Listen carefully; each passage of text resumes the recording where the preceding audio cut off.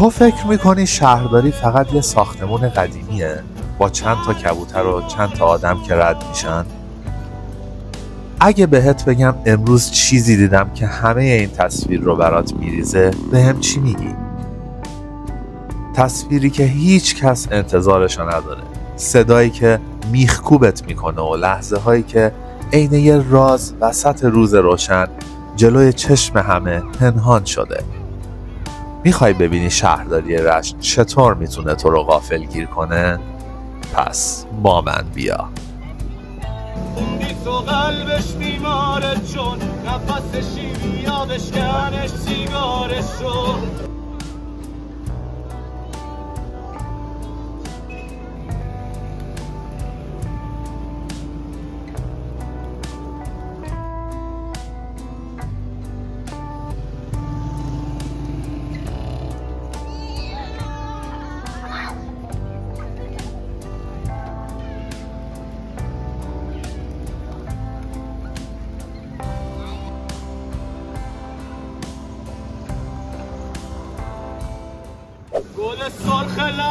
وسط یه ظهر داغ، خورشید مثل یه دستیه که روی پوست میلغزه.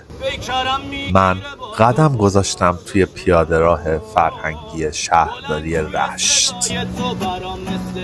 اونجا آریا بود رو دیدم با گیتارش، با صدای تیمار از امیر تتلو.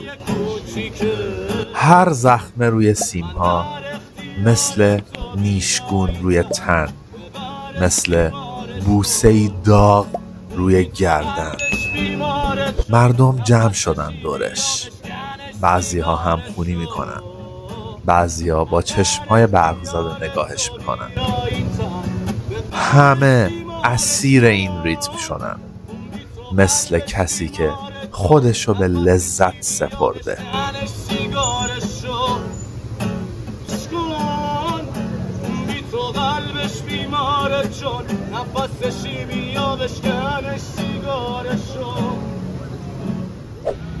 قدم ها منو کشوند تا جلوی فرهنگ سرای خاتم الانبیا، همونجا که کبوترها پاتوق دارن. دونه ها روی سنگ فرش پخش میشه، پرها با ولع میلرزه، بعد دوباره برمیگردن. ساختمون قدیمی شهرداری مثل یه معشوقه بالغ ایستاده، پر از خاطره، پر از اغوا.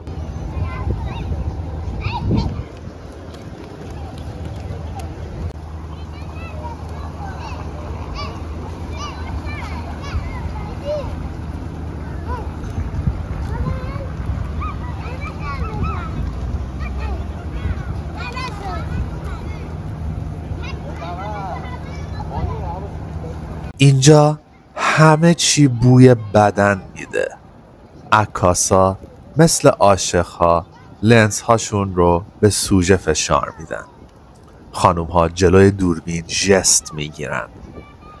لباس های تابستونیشون روی تنشون مثل پوست دوم نشسته. دخترای جوون سبک رنگی، مثل نسیمی که روی پاها میلغزه. زوجها دستها در هم قفل، چشماشون برق میزنه. بچه ها وسط کبوترها میدوئن، جیغاشون قاطی میشه با پر زدن ها. سگها، دوچرخه ها، موتورها، همه در رفت آمد، همه در تپش.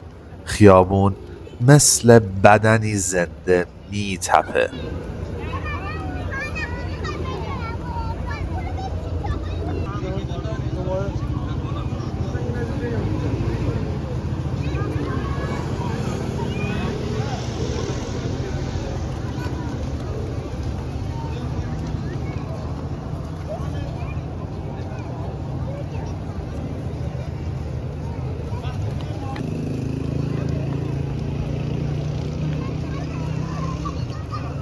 اینجا قلب رشته، درست وسط شهرداری.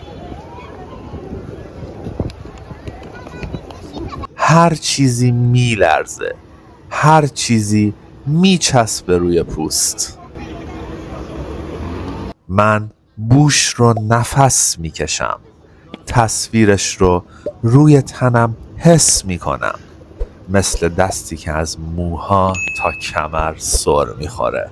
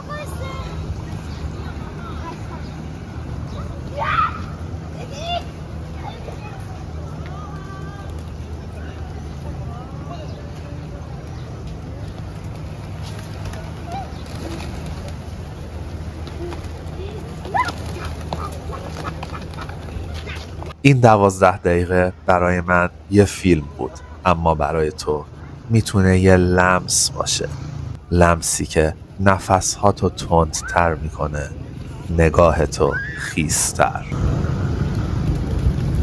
من فریم و اینجا شهرداری رشت، جایی که میخوام تو رو تا آخر آهسته با لذت همراه خودم ببرم.